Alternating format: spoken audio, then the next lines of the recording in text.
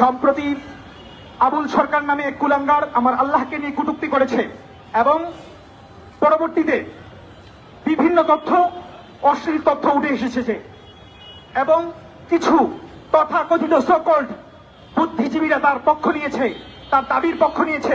আমাদের কথা স্পষ্ট, যারা আল্লাহ তাআলার কটূক্তি নিয়ে বিচলিত নয়, তারা বরং বিচলিত কটূক্তিকারীর দাবি নিয়ে তারা স্পষ্ট বক্তব্য, তারা হলো মনস্তাত্ত্বিকভাবে গুপ্ত মুশরিক।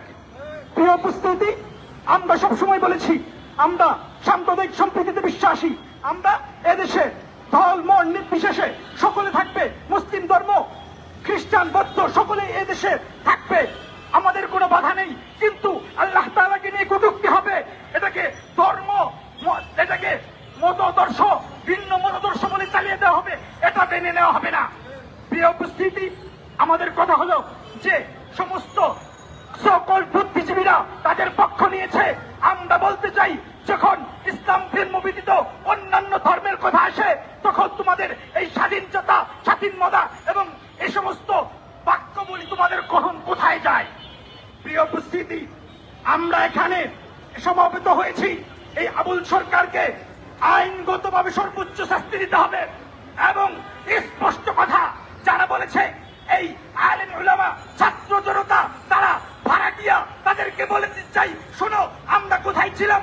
আমরা ছিলাম সেই 1947 ইংরেজ খেলাও আন্দোলন থেকে, আমরা ছিলাম 52-তে, আমরা ছিলাম 71-এ, আমরা ছিলাম 24 পরবর্তীতে, এখন আমরা আছি। যারা আমাদেরকে ভাড়াটিয়া বলবে তাদেরকে আমরা কঠোরভাবে প্রতিহত করব। আমরা সাম্প্রদায়িক সম্প্রীতিতে বিশ্বাসী এবং আমরা বলছি যে সমস্ত মতাদর্শ থাকবে, কিন্তু যারা আল্লাহ এবং রাসূলকে নিয়ে এই কটূক্তিমূলক কথা বলবে এবং তাদের গুপ্ত এজেন্ডা এই বাংলার জমিনে, যারা আল্লাহ এবং রাসূলের এই কটূক্তি নিয়ে এই বাংলার জমিনে এটাকে নরমালাইজ করার চেষ্টা করবে, তাদেরকে কঠিনভাবে প্রতিহত করবে। যদি এরকম না হয় তাহলে আবারও শাপলা জেগে উঠবে, আবারও শাপলা কায়েম হবে, তখন আমরা পরিস্থিতি সামাল দিতে পারবো না। ধর্মপ্রাণ মুসলমান জেগে উঠবে, তখন তারা লেজ গুটিয়ে পালাতে বাধ্য হবে। আসসালামু আলাইকুম ওয়া রাহমাতুল্লাহ। সংগ্রামী ও সাথী ও বন্ধুগণ, আপনারা জানেন শাহবাগী, নারীবাদী, আক্রোশী, মাইজ ভান্ডারী সহ আবুল সরকারের সংগঠন, এরা সকলেই কুখ্যাত সন্ত্রাস, হাসিনার দূষর। এরা এক সময় হাসিনার ছায়াতলে থেকে এদেশের বিভিন্ন সেক্টরে অনৈতিক কার্যকলাপ চালাইছে। তাই আমাদের দাবি, এই আবুল সরকারের সংগঠন দেশের শত্রু, ইসলামের শত্রু, ছাত্র জনতার আন্দোলনের শত্রু। তাই ওদেরকে অনতি বিলম্বে নিষিদ্ধ ঘোষণা করতে হবে। আর যদি নিষিদ্ধ ঘোষণা না করা হয়, হেফাজতে ইসলাম বাংলাদেশ যদি আমাদেরকে রাজপথে ডাক দেয়, তাহলে আবারও শাপলা চত্বর কায়েম হবে। শাপলা চত্বরের পরে যেমন তাসলিমা নাসরিন এদেশে থাকতে পারে নাই, তারাও থাকতে পারবে না।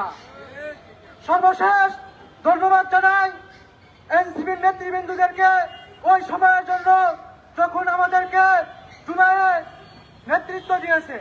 আজকে যখন তাদের কাছে ইসলাম, আল্লাহ এবং কোরআনের চেয়ে একজন বাউল শিল্পীর মর্যাদা বেশি হয়ে গেছে, তখন আমরা বলবো আমরা ব্যক্তিগতভাবে আপনাদেরকে বয়কট করতে বাধ্য হয়েছি। সংগ্রামী বন্ধুগণ, যখন আবুল সরকার আল্লাহকে নিয়ে কটূক্তি করলো, এনসিপি কোনো বক্তব্য রাখে নাই।